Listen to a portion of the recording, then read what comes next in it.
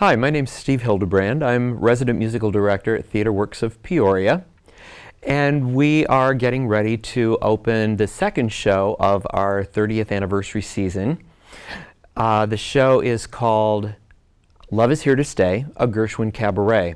The show actually started back in 1984 when I was commissioned to write a show called The Gershwin Project for the Leo Yasinoff Jewish Center in Columbus, Ohio.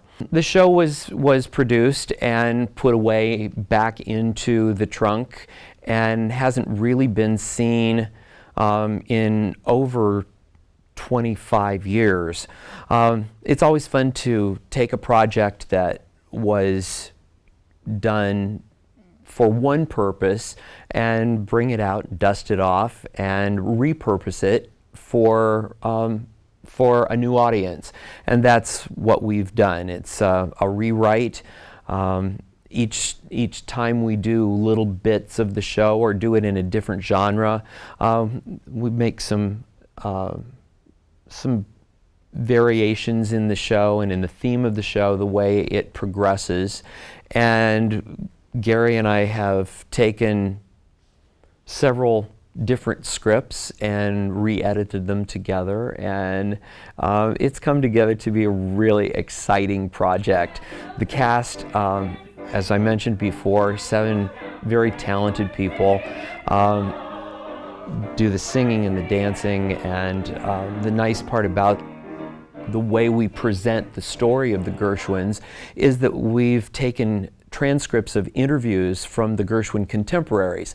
People like Mabel Shermer, Irving Caesar, who was George's collaborator on the song Swanee, Fred Astaire, Adele Astaire, Kay Swift, Al Jolson.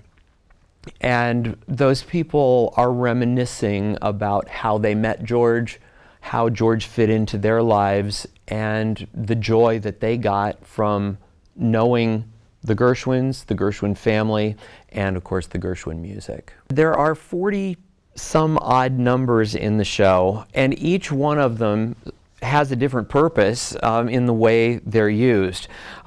It's always a joy to revisit some of the classics like I Got Rhythm, Swonderful, The Man I Love, and in the arrangements that we've done for the show, sometimes we present them in ways that are not necessarily the way you would hear them on the radio or the way that you know them as they were originally presented.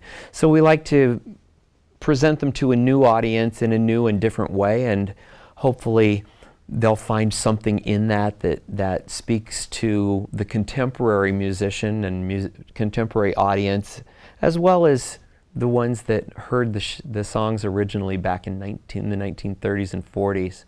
So, you know, favorite songs in the show, the ones I mentioned, but there are also some really wonderful songs that never really became all that popular. Songs like Isn't It a Pity? And, well, of course, the entire Porgy and Bess score is amazing, and it's not done very often. So we treat it a little bit differently in this show. We take it into a little bit of a jazz kind of idiom, which is another example of how the Gershwin music transcends from one genre into another. If you are looking for an afternoon or an evening of pure entertainment, wonderful family entertainment with a little bit of naughtiness along the way, a lot of fun, a lot of sitting back in your theater seat and tapping your toes and maybe even singing along to one or two of the songs. This is the kind of show for you, because it's the best music from one of the best composing teams in the history of American music. And we think you're going to have a great time at the theater.